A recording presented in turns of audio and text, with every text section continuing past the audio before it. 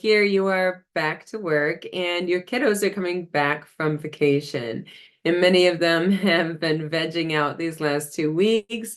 And here they are back to speech therapy. So maybe perhaps you're dealing with what my sis member this week was dealing with, which was dysregulated children.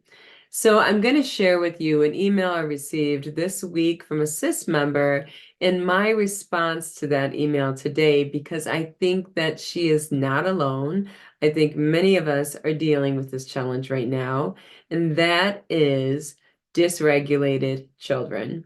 She in particular was talking about preschoolers who she works with in speech therapy who were dysregulated, and she was finding that it was difficult to obtain their attention and engagement because of all of the distracting stimuli in the therapy room. So she asked for advice. What should she do in the case of children turning to activity, tearing the therapy room apart, running around the room?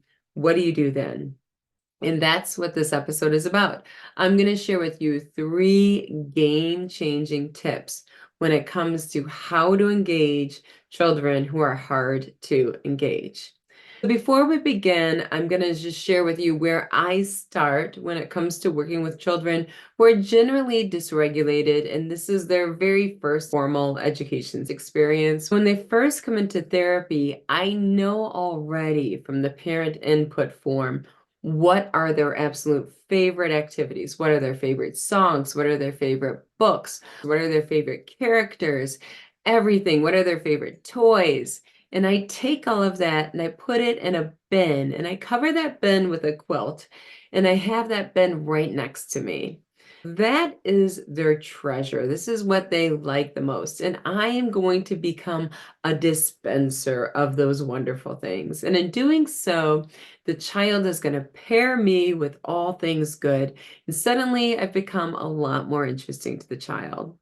So that's what I'm going to do before I start. I'm going to do my homework. I'm going to find out what the child loves. I'm going to go and gather those things up. I'm going to keep them in a disclosed place right next to me so that I've got the goods in my hands and I can pair those good things with myself. So that's the first thing I do. I also have AAC, some form of augmentative communication available from day one.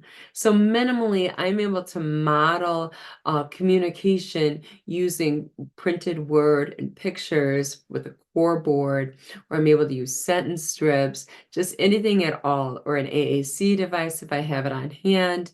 Just from day one, I want to pair not only myself with these wonderful experiences, but I also want to bring these experiences to life by pairing them with words and the printed word and pictures right from day one. I have the augmentative and alternative communication there as well, low tech and high tech if you have it, so that you can begin modeling for the child the words and the print and combining that with their favorite things as well as yourself. So that's what I do behind the scenes before I even meet the child. So now I'm going to share with you 3 variables that are going to help you engage a child who is difficult to engage. The first one is using the variable of space.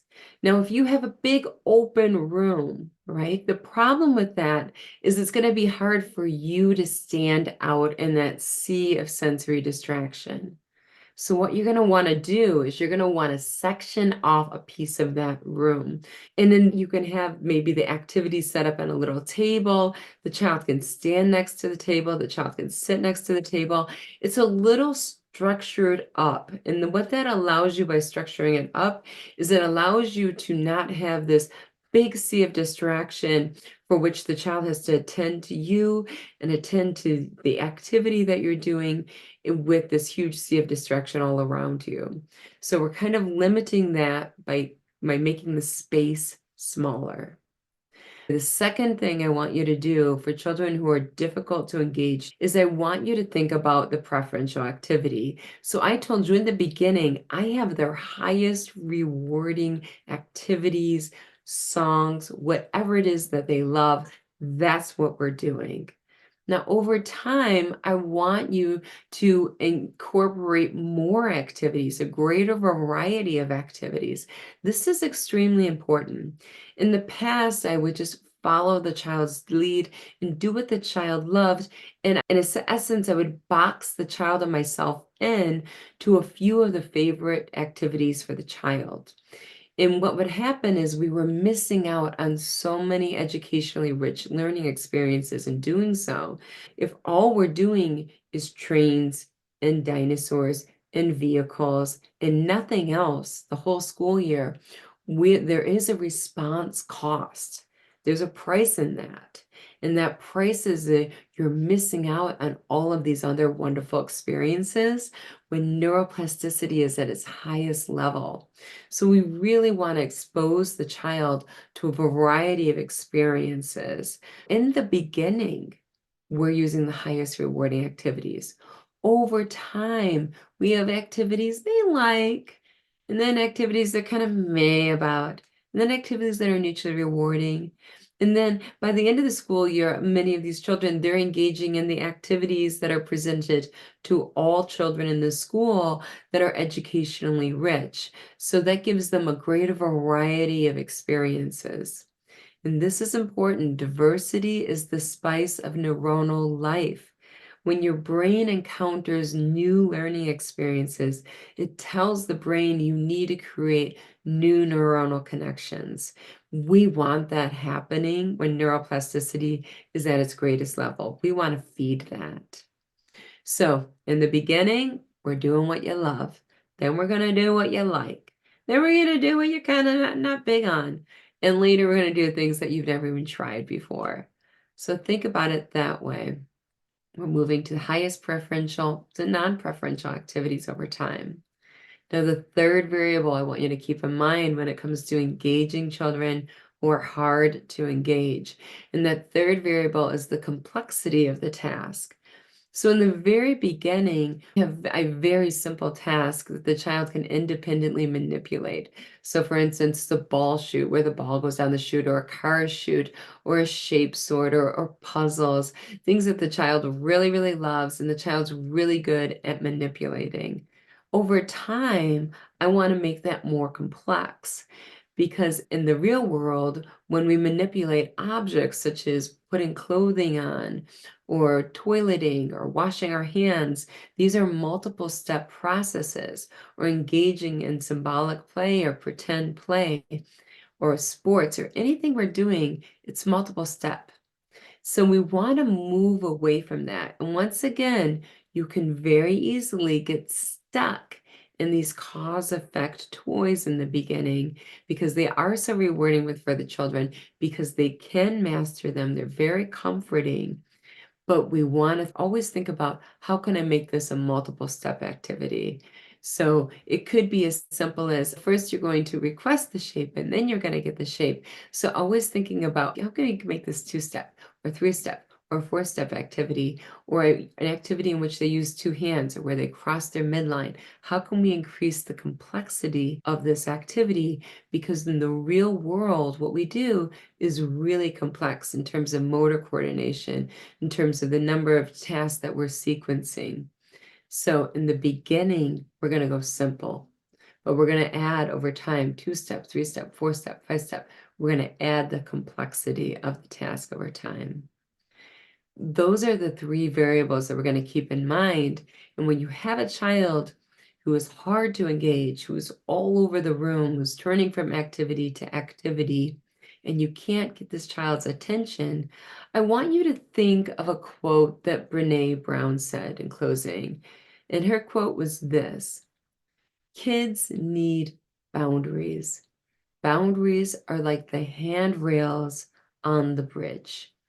So don't think that by taking these variables and manipulating these 3 variables of having a limited space, having the highest rewarding activities in the beginning, having simpler activities in the beginning, you're being directive.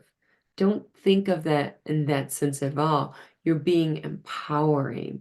What you're doing is you're providing this child with handrails so that the child can independently cross the bridge. And over time, that bridge is going to get more and more complex. But you offering these boundaries enables the child to be successful.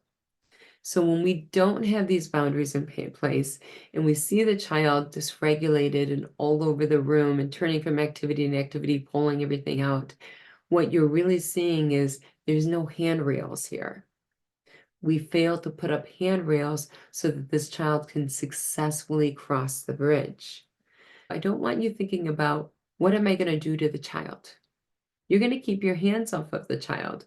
What I want you to think is, what am I going to do to the environment?